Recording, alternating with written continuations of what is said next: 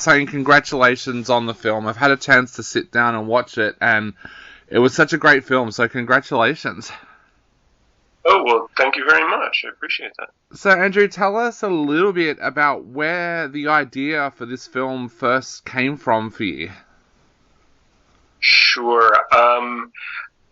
It was quite a while ago, but I seem to recall that the first kernel of the movie came out of an exercise that I do from time to time when I'm trying to come up with ideas for stories, for characters, for situations, and what I'll do is I will just ask myself, what frightens me? What's something that really scares me? Something that feels very marrow deep? Something that is elemental to who I am? And I was doing that, and I began to think about fears around parenthood, basic fears about can I be a good and capable parent? Can I protect my child? Can I safeguard them from injury, from exploitation, what have you? And even though I didn't have children at the time, those kind of fears felt very real to me, very present. And they also felt very universal, the kinds of fears that anyone, even people without children, could understand. And so I thought, well, maybe that would be a good jumping off point for a story. And that led me to thinking about the parental revenge or parental vigilante subgenre, which is so enduring and so popular. I'm thinking about movies like Taken or Death Wish or The Revenant, or there are a million of them, of these stories where seemingly normal people, parents, turn into kind of superheroes, these sort of indomitable figures when their children are threatened or in harm's way. And it just seemed like an interesting subgenre to explore and to try and bring my own thoughts and feelings to. And I was trying to develop a story in this genre, trying to figure out the situations and characters. A good friend of mine got involved in a very unhealthy relationship with a very toxic individual, and I began to witness firsthand how highly manipulative, highly exploitative, and abusive people operate in relationships, and how they manipulate and control the people around them. And I became fascinated by that. And in my research on the psychology of abuse, both in terms of the victim and victimizer, I became very interested in it, preoccupied by it, and it came to inform the story in a big way. It's a long answer to your question. No, that's okay. I was actually going to ask that a little bit later on, but I'll ask it now. The character of Margaret, it feels like a character that you, the screenwriter, knew really, really well. How much of the story that happened to your friend did you actually incorporate into that story, and how much of her did you incorporate into Margaret? None. What I incorporated into the story and into Margaret is actually what I learned through research. What I was doing my best to understand the situation she was in, and really in an effort to help her, but it became an independent preoccupation of mine, and I found myself, I've just found myself very frightened by and very interested in the particular psychological situation, and it's so harrowing and so hard to understand if you're not actually in an abusive circumstance. So I did not everything, but much of what I was learning came to inform the story. But the character of Margaret and the situation in the movie is not in any way inspired by the particulars of my friend's experience. Yeah. Margaret, the character, was initially inspired by my own mother, although I don't think anybody who knows my mother would see any commonalities now. But initially she was based on my mom. But no, the story, the circumstances of the story and the character of Margaret really were made up almost entirely whole cloth. They weren't patterned after anybody in particular that I know. What were some of the more disturbing things that you discovered when you did that research? I know that my wife works as a counsellor in a drop-in centre, so some of the statistics that she tells me from time to time about domestic abuse and abuse towards women is so alarming. What were some of the more disturbing things that you learnt when you did that research that you didn't already know? Well, one thing that factored heavily into the script and into the movie, and something that I found to be particularly tragic, was the self-blame. That abuse victims often, it's very, very common that abuse victims blame themselves for their own abuse and feel tremendous guilt, tremendous remorse, tremendous self-loathing when they are in fact the victims and are not in any way responsible. They are not the authors of their own abuse, and it's not something they should be blamed for at all, but it is the self-protective mechanism to pin the responsibility for their own situation on themselves. And it's for very, very sad and disturbing reasons. It's usually, I'm certainly no expert, but it's usually the explanation for why abuse victims often blame themselves for their own abuse is because it lends them a sense of agency, a sense of control over a situation that is totally outside of their control, and so terrifying that if it's your fault, well then it ultimately can be something that you can manage or you can control, you can get on top of, that you can potentially remedy.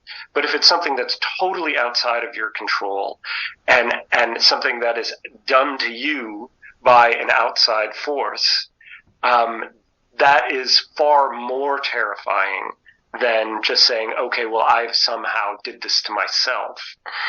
And I found that to be so, like I say, so deeply tragic and so frightening, that kind of unconscious rationalization for a horrifying situation.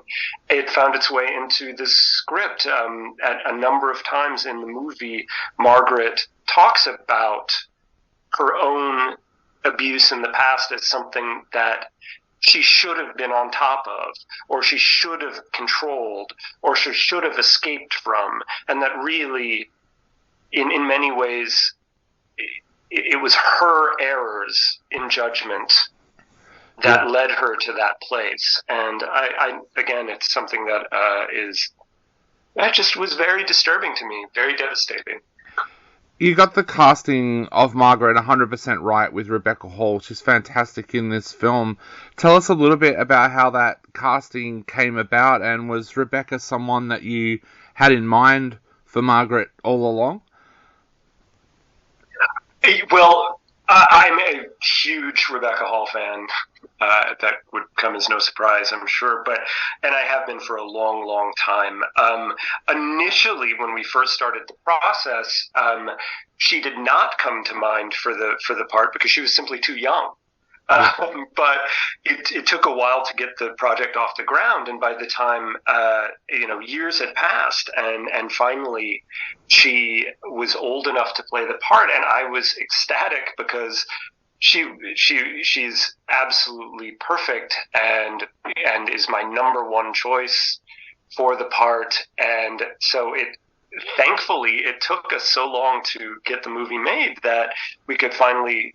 It finally became credible that Rebecca could have an 18-year-old daughter, and so we went out to her, and she responded very quickly and very readily to the role. She had a very strong, instinctive, personal response to the character, and it was very straightforward. We got it to her agent. She read it. She wanted to do it, and she stuck with it. And Tim Roth as well, of course, is bringing in the film. Tell us a little bit about the casting of Tim. Well, Tim came on much later in the process. Rebecca was with the movie for a little while as we tried to pull it together. Tim came on much later in the process, and but with Tim, as with Rebecca, it felt just such a logical choice for the role. Tim has a tremendous instinctive capacity for malevolence, or for projecting malevolence. He is someone that is just sort of, at least to me, inherently terrifying and threatening. He, even when he's being very charming, even when he's being calm, even when he's being seductive, to me there's a kind of violence to him, and that felt perfect for the role. And so it just seemed like a perfect intuitive pairing. And as with Rebecca, we went to him, and he read the script, and he wanted to do it, and it was extremely straightforward process. And he came on, and that was that. It's such an intense film. What was it like on set when you were filming, and how do you make sure that your actors are okay with everything that's going on? Because, like I said, it is such an intense film. Yeah, I mean, it's everybody was well aware of what the film was going to be and what we would be doing. And Rebecca and Tim are so experienced. You know, they've been in a million movies. They know this so well, and they've done scenes with tremendous emotional intensity. They've done physical scenes with stunts. It's all kind of all in a day's work for them, a little bit. So that made it very easy for me. They knew how to deal with it. They knew how to prepare. They knew how to handle it. And it was quite new to me as someone this is just my second feature, and I've never really worked with material of this kind of emotional and physical intensity. But to be honest, they knew what to do. And of course, we tried to have as professional and safe and comfortable a set as possible, but it required from me no special handling of them, because they're just very experienced actors who know how to navigate these waters. Definitely. Andrew, you mentioned earlier about this is a film that people can relate to. If you're a parent, even more so. How important was that for you to get that in there so that the audience would relate to it? Because like you said earlier, you can relate as a parent more when it's a child in danger than what it is, say, $1 million gone missing or something like that. How important was that for you to get that connection with the audience? Yeah, well, it's interesting. I think a lot of people would see this movie and say there are certain elements in this movie that are difficult to relate to, or very strange, or very uncanny, and might require some imagination to get on board with. But that basic central piece, which is building a story around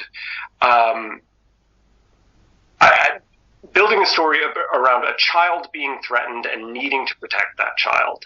That felt to me something that is very, very simple, straightforward, primal, and relatable. That anyone can understand the urgent need to protect a child, the desperate need to save a child that is being threatened.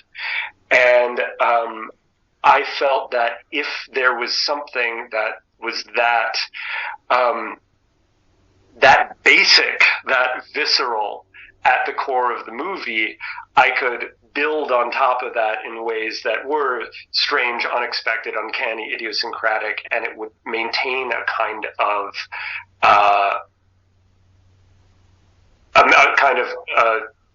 simple emotional pulp. And hopefully that's what I did. Does that answer your question? It does, yeah, definitely. Andrew, we are right out of time, so just one quick question before we go. What would you like to say to people who are about to sit down and watch Resurrection? Oh, God. I'm going to fail this one. What would I say to people? Well, I would say that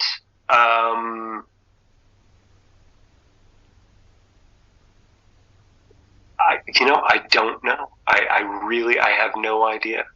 I would say, I hope you enjoy the movie. I really don't have anything. I don't have anything that I want, anything in particular that I want people to bring to it, and I have no special warnings. I might say that it does get a little messy at the end. So if you don't like blood and guts, it may not be the climax for you. But really, I don't know. I don't have anything to say to people other than I hope you get something out of it.